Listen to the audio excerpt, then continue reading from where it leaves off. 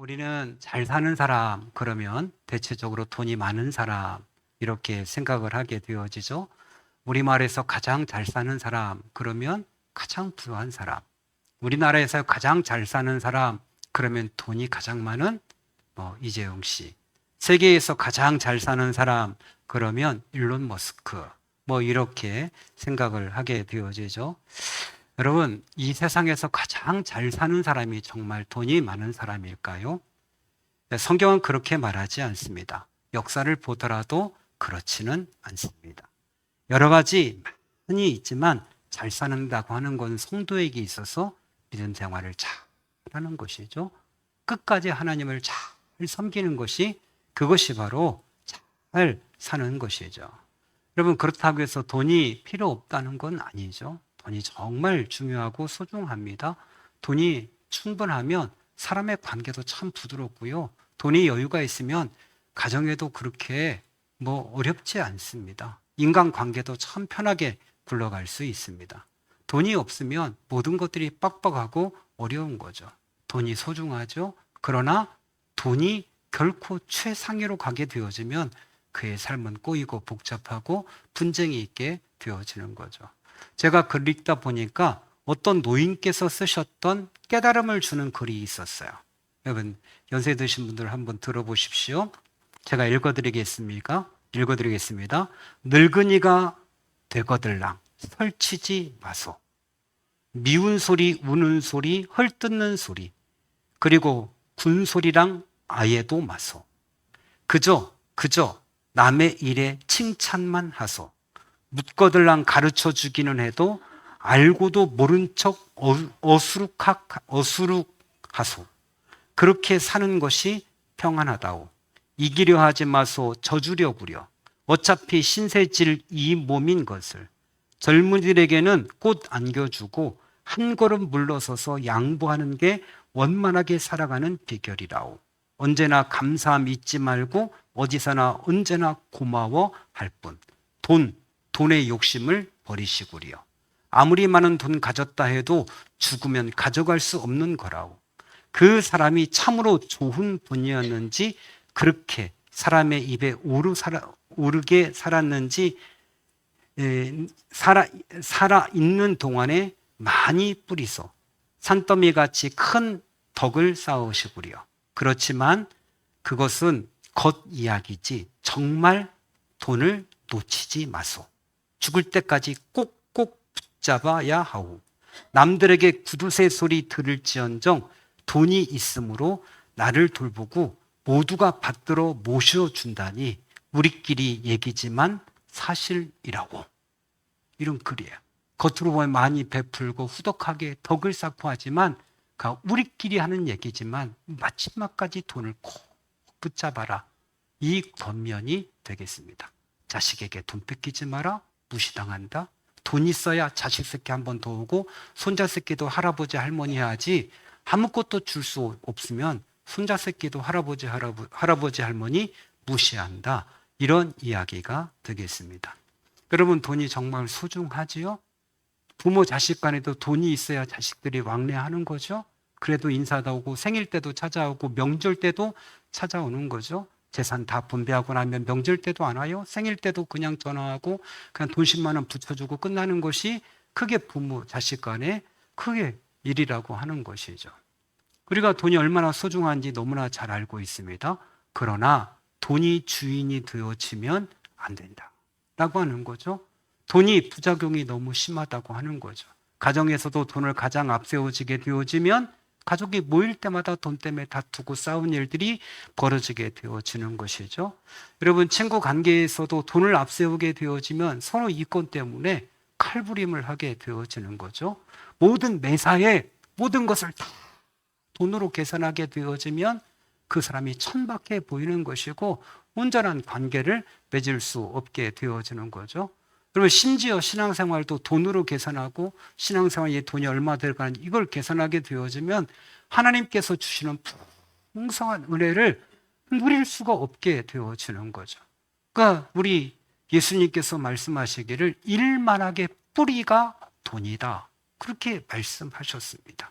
어떤 사람에게 돈을 가장 우선시하고 다 모든 걸 돈으로 생각하는 사람은 위험하다, 그렇게 말씀하셨습니다.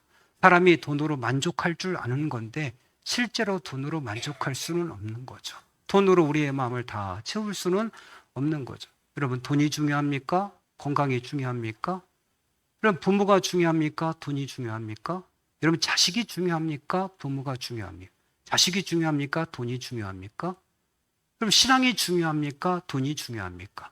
우리는 이 기준이 명확하게 있음에도 불구하고 때로는 돈의 노예가 돼서 심지어 돈 생각하고 자식 생각하고, 그래서 돈 생각하고 부모 생각하고, 돈 생각하고 신앙생활로 항상 이것이 뒤바뀌어서 되어질 때 그 사람의 삶은 굉장히 구차해지고 천박해진다는 사실을 성경은 우리에게 가르쳐주고 있습니다. 여러분, 정말 돈 열심히 벌어야죠. 왜요? 좋은 곳에 써야 되니까. 베풀 곳이 너무나 많으니까 좋은 곳에 써야죠. 신앙인들의 삶을 보면 정말 모범이 되는 삶들을 사신 분들이 있습니다. 유한양행이라고 하는 제약회사 유일한 박사님은 자기가 죽을 때 자기의 전 재산을 다 사회에 기부했습니다. 연세대도 기부하고 각종 단체에 다 기부하셨어요. 그 주식이 20%가 넘었는데 그걸 다 분배해서 했는데 그 당시에 시가로 2조 이상을 다 사회에 기부했습니다. 자기 자녀에겐 조금 최소한의 것만 기부하고 가셨습니다. 그 외에도 얼마나 많은 신앙인들이 자기에게 있는 걸 기부했는지 몰라요. 연예인 중에도 대표적인 분은 우리 션과 정혜영 부부죠. 그가 얼마나 기부했나 보니까 그가 자신의 벌어둔 수익으로 기부한 것만 65억을 기부했더라고요. 그 외에도 여러분, 차인표 씨나 신하열 씨 같은 경우도 그가 공식적으로 사람들 앞에서 내가 얼마를 기부했다고 이야기한 적은 없어요. 그러나 그의 삶을 통해서 그가 얼마나 열심히 사람들을 섬기고 어려운 나라를 섬기고 아동들을 섬기고 그다음에 입양아들을 섬기고 있는지를 볼 수 있어요. 그들이 결혼해서 처음에 아들을 낳았습니다. 그런데 건강하게 더 많은 자녀를 낳을 수 있음에도 불구하고 아들을 딱 하나 낳고 더 이상 낳지 않았어요. 그리고 난 다음에 두 번에 걸쳐서 그들이 2005년 그리고 2008년에 각각 다른 딸들을 입양해서 아주 훌륭하게 키웠고 지금 해외의 유명 대학에 유학까지 보낸 그 모습들을 가끔 이렇게 보여주고 있습니다. 그가 예수님을 만난 다음에 참표신 고백하게 자기의 가치관이 바뀌었대요. 자기가 한번 술집에 가서 먹었던 그 술값이 저 어려운 나라 아이들에게 몇 달치 생활비라는 것을 깨닫고는 그는 너무 부끄러웠다, 그 고백을 하는 거예요. 자기가 그저 몇만 원 먹었던, 몇십만 원어치 한번 그냥 즐기자고 먹었던 것들이 저들에게 생명과 같은 것이었다는 걸 깨닫고 그때부터 그는 그 모든 것들을 그 어려운 사람들에게 쏟아붓기 시작했죠. 지금까지 해외 아동 후원을 하고 그리고 입양, 보호기관, 구제, 구호, 그리고 모든 봉사활동에 참여하고 있습니다. 왜 이렇게 된 것일까요? 가치관이 변한 거죠. 돈이 전부가 아니구나.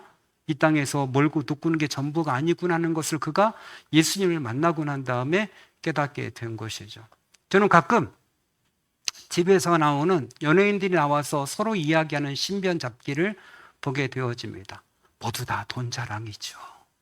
자기가 가지고 있는 빌딩, 사무실, 집, 이런 것들, 자기 집에서 요리하면서 일어서 술창고 쫙 보여주고 거기서 꺼내서 쫙 마시면서 스스로 음식을 먹고 막 하고 이런 모습 보면서 그 자기 자랑에 빠지는 거죠. 사람들은 그 모습 보면서 좋겠다, 넋 빠진 모습으로 보고 그걸 부러워하는 모습을 볼 때마다 이게 얼마나 수준 있는 삶인가, 격차가 얼마나 벌어지는 삶인가를 생각해 볼 수 있죠. 어떤 사람은 예수님 만나고 진정한 삶의 가치는 남을 돕고 섬기고 나누는 것이라고 생각해서 끊임없이 나누기 위해서 몸부림치는데 어떤 자들은 자기의 것을 채우기 위해서 그렇게 하면 만족할 줄 알고 채워가는 것을 사는 모습을 볼 때 이게 신앙의 삶과 불신자의 삶이라고 하는 것을 깨닫게 되어지는 것이죠.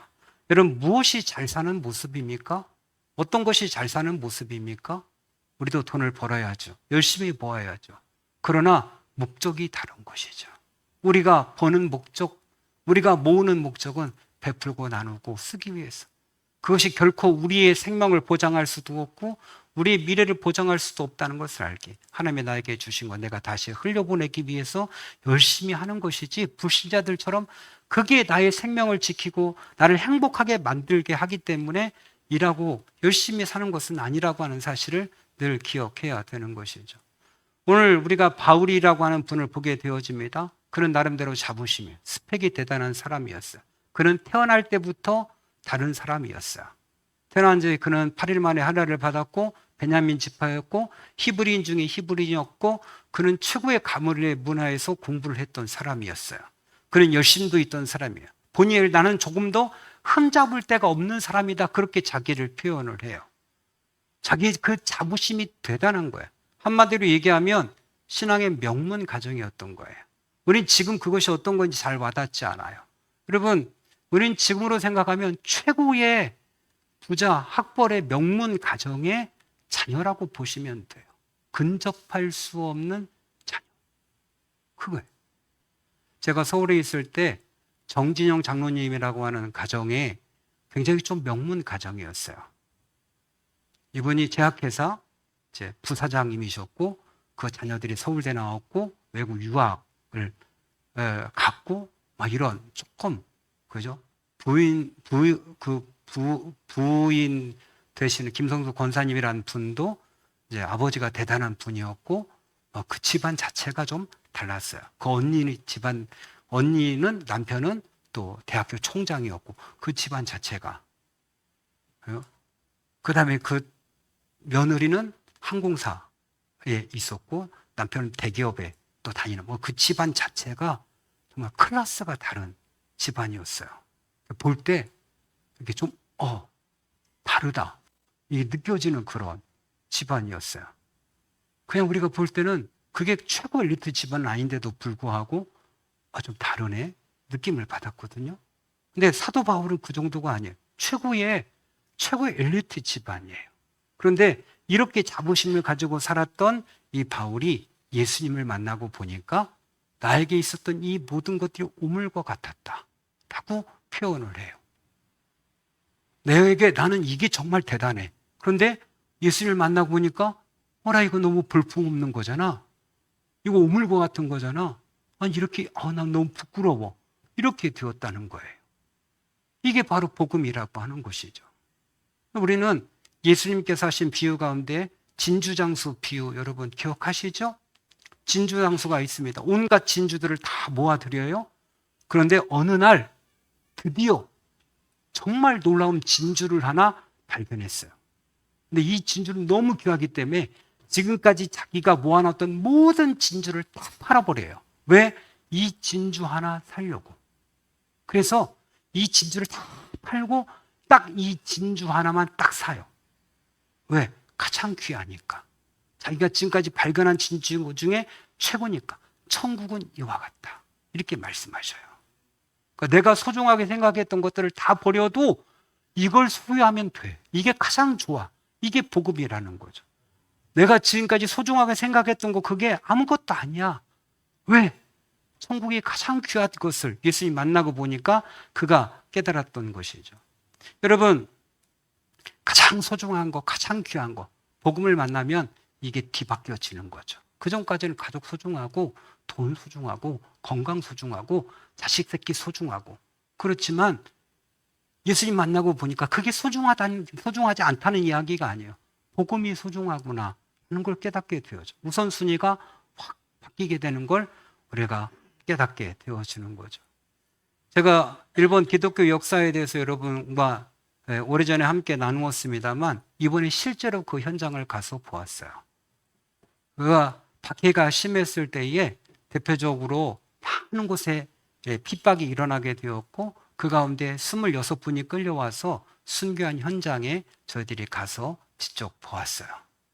그거 보면서 느낀 거죠. 그들이 끌려올 때 그냥 끌려오지 않고 1년 동안 끌려왔는데 코도 베고 양쪽 귀도 자르라고 그랬대요. 근데 이게 자르는 사람이 보니까 너무 불쌍했대요. 그래서 한쪽 귀와 코만 잘랐어요. 그리고 1년 동안 끌어와서 그곳에서 십자가에 달아서 죽였어요. 놀라운 거, 왜 1년 동안 그들을 먼 곳에서 이렇게 겨울인데도 불구하고, 이러면 귀 잘라서 이제 뭐 끌고 오고 이렇게 학대하면서 왔는데도 불구하고 왜 데리고 왔느냐? 중간에 끌고 오는 동안 이들이 배교하기를 바랬던 거예요. 또 오는 동안 오히려 순교자가 들었어요. 그리고 마지막에 25명을 십자가에 달려고 했는데 그 한 명, 십자가에 얘는 처형하지 않으래. 가장 영특하고 똑똑한 얘는 아니었는데 이 아이가 거기서 말했대요. 제 십자가는 어디 있습니까? 내가 죽어야 될 십자가는 어디 있습니까? 그래서 십자가를 새로 얼른 만들어서 그 작은 아이도 함께 십자가에 달려서 순교하게 되었어요. 어떻게 이런 일이 벌어집니까? 십자가의 복음을 깨닫고 천국의 확신을 깨닫고 나니까 십자가가 두렵지 않은 거예요. 그 죽은 아이가 쓴 글, 엄마에게 보냈던 옥중에서 한 글을 읽어봤어요. 엄마에게 흔들리지 말라고, 배교하지 말라고, 하나님 앞에 회개하라고 한 글이 남아있었어요. 이 아이가 발견했던 건 뭐죠? 이 복음이었다라고 하는 것이죠. 한 장로님께서 평생 동안 열심히 신앙생활 하다가 이제 임종을 얼마 안 두고 입원을 하셨습니다. 담임 목사님께서 신방을 가셨는데 이 장로님께서 눈물을 흘리시면서 고백을 하더랍니다. 목사님, 저는 한평생 교회를 다녔고 봉사도 많이 했고 헌금도 많이 했습니다. 그러나 제가 죽음을 앞에 두고 보니 하나님 앞에 설 자신이 없습니다. 라고 하면서 우시더랍니다. 그래서 목사님께서 이렇게 말씀했답니다. 이제야 장로님께서 중요한 것을 깨달으셨습니다. 천국은 우리의 공로로 가는 것이 아닙니다. 예수님의 공로로 가는 것입니다. 그랬더니 장로님께서 그럼 저 같은 것도 구원받을 수 있나요? 그래서 목사님이 한마디 하셨답니다. 그래서 복음입니다. 그래서 복음입니다. 본인이 건강할 때 교회에서 예배도 열심히 드리시고 장로님이니까 얼마나 열심히 교회를 섬겼겠어요. 헌금도 많이 하시고. 근데 죽음 앞에 서니까 자신이 없는 거예요. 이 죄가 자꾸 떠오르고 생각하고 이게 내 의 때문에 한 건 아닌가? 이런 생각도 자꾸 들고. 그래서 점점 몸이 약해지니까 믿음도 약해지고 내가 구원받을 수 있을까 생각했는데 보니까 그래서 이게 복음이라고. 예수님의 의로 구원받는 거라고. 바울은 이걸 깨닫는 거예요. 난 내 의가 아니고 이제는 하나님이 주신 그 믿음에서 오는 의를 덧입기를 원한다. 그 고백을 하는 거예요. 난 그리스도를 더 알기를 원하고 그 부활의 능력을 깨닫기를 원하고 나는 그 십자가를 내 몸에 채우기를 원한다. 이 고백을 그가 할 수밖에 없었던 거예요. 예수님을 경험하고 나니까 이게 얼마나 귀하고 소중한지를 깨닫는 거예요. 그러니까 우리는 세상에 주는 이 재미가 너무 지나치게 과대포장돼 있어요. 돈 있으면 행복할 거야. 좀 더 있으면 행복할 거야. 내 자식 잘 되면 행복할 거야. 이게 너무, 난 이것만 있으면 더 행복한, 난 소원이 없어. 막 이러잖아요. 그죠? 난 배만 안 아프면 소원이 없어. 그 배 안 아프면 소원이 없나요? 아파보신 분들 다 알잖아요. 난 설사만 안 하면 난 살 것 같아. 설사를 안 하면 살 것 같은가요? 오늘 새벽에 4번이나 갔다 왔는데 아니거든요. 설사 안 하면 그 다음 또 욕구가 있는 거죠. 난 이것만 먹으면 너무 행복할 것 같아. 그럼 그거 먹으면 그냥 행복하게 살 수 있는, 그렇지 않아요. 사람의 욕망이나 욕심이란 끝이 없어서 그것으로 사람의 만족함이 없어요. 바닷물 마시는 것처럼 끊임없이 그 갈증을 더 허기를 채워올 수밖에 없는 것이죠. 우리 일본의 중국에서 가장 위대했던 황제 중에 하나는 진시 황제예요. 그가 중국 땅을 통일했습니다. 그가 문자도 다 통일해 버렸습니다. 그가 이방 민족들이 넘어오지 못하도록 처음에 만리장성을 쌓기 시작한 사람이에요. 그가 완성하지 못했어요. 일찍 죽어서. 뿐만 아니라 그가 그를 적대시하는 사람들을 다 죽여버렸어요. 그리고 나서 그가 한 게 뭡니까? 영원히 살고 싶었죠. 그 나라의 도사들을 모아서 영원히 사는 방법을 구하고 동남 동료 500명을 모아서 세계 각지로 불로장생초를 구하기 위해서 보냈죠. 그 사절단이 우리나라까지 왔다 갔다 하는 기록들이 있잖아요. 근데 진시황이 몇 살에 죽었어요? 49세에 죽었어요. 그게 인생이에요. 아무리 더 오래 살고 싶어 해도 49세밖에 살지 못했다고요. 그건 행복하지 못했어요. 그 늘 불안해했고 어떻게든지 더 살아야겠다는 생각 속에 사로잡혀 있었다라고 하는 것이죠. 여러분 어떻게 행복할 수 있습니까? 무엇으로 행복해요? 무엇으로 채울 수 있어요? 사마리아 여인은 5번 결혼하고 이혼했어요. 그리고 6번째 남자와 살고 있었지만 그는 채워지지 않았습니다. 이게 사람의 마음이라고 하는 것이죠. 그래서 성경은 자족하는 자가 이게 자족의 은혜라고 말씀을 하고 있는 거죠. 여러분 핸드폰 하는 사람들 쇼츠 보시고 유튜브 보는 사람들 도대체 몇 개를 보면 만족하십니까? 행복합니까? 하루 종일 보고 행복합니까? 예, 정신이 오염되면 행복하다 생각할 수 있어요. 엊그제도 기사 보니까 몇 개월 동안 자녀를 방치하고 부부가 게임하다가 자녀가 죽었더군요. 정신이 오염되어지면 그럴 수 있어요. 게임하는 순간 그 희열과 기쁨 때문에 그냥 모든 걸 잃어버릴 수 있어요. 그건 정신이 썩어서 그런 거예요. 사람은 그렇게 만족하며 살 수 있는 존재로 하나님이 설계하지 않았다라고 하는 것이죠. 오염되어지면 핸드폰 붙잡고 그것에 파묻혀서 그냥 그 게임 속에 헤어나지 못하고 자기 인생을 낭비하고 허비하고 마는 거예요. 거기에 진정한 기쁨과 만족과 내 마음에 채워짐이 없는 거예요. 여러분 아무리 핸드폰 들고 쇼핑 올리고 내리고 옷 뭐 고르고 한다고 해서 거기에 행복과 즐거움이 있습니까? 이번에도 일본 가서 쇼핑센터를 다니면서 느낀 건 그거죠. 난 우리나라 쇼핑센터도 제대로 다니지 못했는데 이런 생각. 오기 전에 뭐 돈키호테라고 하는 다이소 같이 생긴 곳에 가서 진짜 크더라고. 지하부터 5층까지 막 모든 상품이 진열되어 있는데 정말 대단하다. 이렇게 많은 상품이 있구나 생각하고 바로 나왔어요. 일본에 돌아오면서 껌 하나 안 샀어요. 아무것도 사지 않았어요. 한국에도 다 있는데. 이 생각이 한국에 다 있는데 뭐 굳이. 그 이제 오고 보니까 좀 아쉽더라고. 아이고 여기 줄 사람도 많은데 너무 안 사왔나? 민망하더라고 뵐 때. 좀 아이고 이분한테도 이걸 좀 이렇게 용각산이라도 좀 이렇게 주고 했어야 되는데 거기서 용각산 2개 사가지고 먹긴 했는데 아이고 용각산 사서 좀 이렇게 하나씩 나눠줄 거라는 좀 민망함.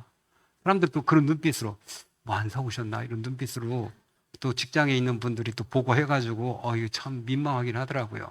그럴 때마다 아파서 아무것도 안 했어요 이렇게 핑계를 댔습니다만 그걸 크게 그렇게 뭐 산다고 해서 막 기쁘고 막 이렇게 됩니까? 그걸로 만족이 됩니까? 만족에도 잠깐만 도파민이 나오는 것이죠.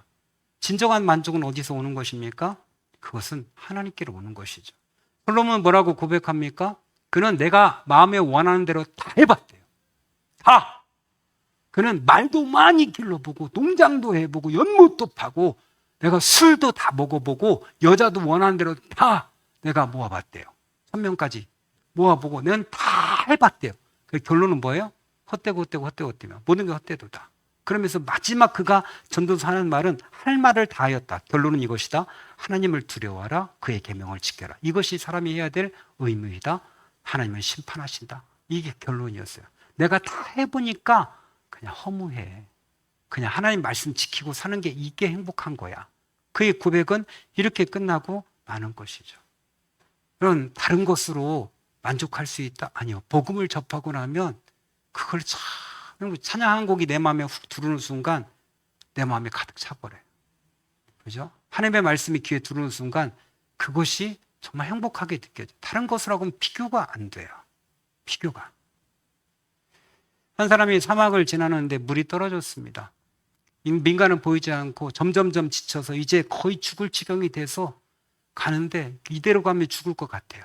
그래서 그가 가고 그냥 펑펑 가는데 갑자기 눈앞에 가죽 부대가 팡팡한 가죽 부대가 보였어요. 마지막에 죽을 힘을 다해서 달려와서 물이니까 이걸 이제 살겠다고 따서 하는 순간에 보니까 묵분에서 보니까 속에 다이아몬드가 가득 차 있는 거예요. 이 사람이 어떻게 했을까요? 이거 평생 동안 내가 살고도 부하게 살고 남는 거다. 이런 생각이 든 게 아니라 이랄 하고 집어 던지고 쓰러졌다는 거예요. 그에게 필요했던 건 뭐죠? 평생 부유하게 살 수 있는 다이아몬드가 아니라 그에게는 생명수가 필요했던 거예요. 우리에게 필요한 건 뭐죠? 우리에게 필요한 건 더 이상 먹을 게 아니죠. 누릴 것도 아니고. 더 이상 우리에게 더 새로운 차가 필요한 것도 아니에요. 더 좋은 집이 필요한 것도 아니에요. 그냥 하나님이 주시면 더 좋은 집으로 가겠죠. 그러나 그게 우리의 목적은 아니죠. 그의 행복을 보장하지는 않아요. 하나님께서 늘 필요한 걸 채우시고 열심히 일하는 대로 보상하기 때문에 그게 우리의 목적은 아니에요. 우리가 행복할 수 있는 비결은 그분의 복음이 필요한 거예요. 그분의 위로와 그분의 사랑과 그분의 은혜가 필요한 거죠. 더 우리를 채워주시는 그 은혜. 필요 때마다 하나님께서 새벽 이슬을 내려두시 만나를 내려두시 필요할 때 공급해 주신 그 은혜가 우리 가운데 필요한 것이죠. 예. 이번 주 일상에 처음부터 끝까지 손잡고 주무시면 안 돼요. 두 분이. 성만 찬하기 전부터 눈을 뜨셔야 돼요. 하나님의 은혜가 필요한 것이죠. 무엇으로 만족하시겠습니까? 사람은 중독으로 살아가는 거죠. 일 중독으로 그냥 만족하다 생각하고 사는 거고, 성 중독으로, 음란물 중독으로 이렇게 만족스럽게 그 희열을 느끼며 도파민 나오면 사는 거고, 핸드폰 중독 때문에 예배 끝나자마자 뭐 열고서 어떡할 줄 모르고 그걸로 만족하며 살아가는 거예요. 근데 그게 진정한 만족은 아닌 거죠. 그럼 우리가 배를 채울 때 건강한 것으로 채울 수도 있고, 우리가 건강하지 못한 것을 얼마든지 배를 채울 수 있어요. 그죠? 제대로 된 음식으로 배를 채우면 가면 갈수록 건강하지만, 건강하지 못한 것을 계속 먹으면 그거는 결국 망가져요. 몸이 다 망가져요. 술로만 배를 채우면 결국은 간경화로 간암으로 죽어버려요. 위로 죽어버려요. 마찬가지예요. 건강한 게 뭐죠? 하나님의 은혜가 우리 속에 들어오면 힘이 나죠. 내가 살아갈 힘이 있고 사랑할 힘이 있고, 그죠? 가정을 돌볼 힘이 생기고 내 일을 할 수 있는 힘이 생기고, 하나님의 은혜가 우리 속에 채워지면 기쁨으로 모든 일을 감당하게 되어지는 거예요. 이게 복음이면 그래서 충분한 거예요. 참 묘하죠? 하나님의 은혜를 경험하면 새 힘이 나와요. 독수리 올라가며 날개침이 올라간 것 같은 이게 필요해요. 이게 참 제대로 된 은혜를 받지 못해서 그래요. 저희 집사람과 함께 병원에 갔다가 도저히 밥할 힘이 없어서 옆에 있는 식당에 들어갔어요. 대각선에 아줌마 둘이 이야기를 막 하는 거예요. 뭐 하냐면 둘이 교회 욕을 막 하는 거예요. 그러면서 야, 일주일에 교회 2번, 3번 간대. 그래서 청소한대. 내 맞은편 여자가 야, 뭐냐? 그래서 청소를 하게? 막 이러고 막 이야기를 하면서 너무 천박스럽게 막 이야기를 서로 주고받는 거예요. 제가 아프지만 않았어도 한마디 하는 건데 아파서 뭐라고 얘기하기도 애매하고 그냥 조용히 나오긴 했는데, 이렇게 이야기하는 분요. 왜 그들은 그렇게 공개된 장소에서 이야기를 할까? 또 그에게 그런 이야기를 그런 좋은 영향을 끼치지 못한 그 교회 다니는 친구는 누굴까? 참 안타까웠어요. 정말 행복한 모습을 보여주고 즐거운 모습을 보여줬다고 한다면 정말 그들이 그런 욕을 식당에서 그렇게 자유롭게 할 수 있을까? 이런 생각을 하게 되어져요. 결론을 맺습니다. 여러분, 우리가 살아가면서 정말 많은 것들이 필요합니다. 돈도 필요하고 우리 가운데 건강도 필요하고 집도 필요하고 차도 필요하고 평안도 필요하고 많은 것들이 필요합니다. 그러나 그게 전부가 아니라 그것이 우리의 행복을 보장할 수 없고 영원한 생명을 보장할 수 없습니다. 진정한 행복과 영원한 생명은 하나님께로부터 오는 것이죠. 하나님이 채워주시고 하는 거죠. 항상 마음의 기쁨과 평안은 하나님 은혜 가운데서 우리가 누려야 돼요. 그렇기 때문에 하나님 앞에 가까이 가고 하나님 말씀에 순종하고 하나님 바라보고 저를 채워주십시오. 이 고백 가운데 살아가는 거죠. 세상 사람 날 부러워하니 하여도 나도 역시 세상 사람 부럽지 않네. 하나님의 크신 은혜 생각할 때에 할렐루야 찬송이 저절로 나네. 이렇게 되어지죠. 하나님의 은혜로 저와 여러분이 충만하시기를 축원합니다. 우리 함께 같이 찬양, 우리 가장 적당한 찬양을 주님 한 분밖에는 이러한 찬양, 우리 찬송가에 없어서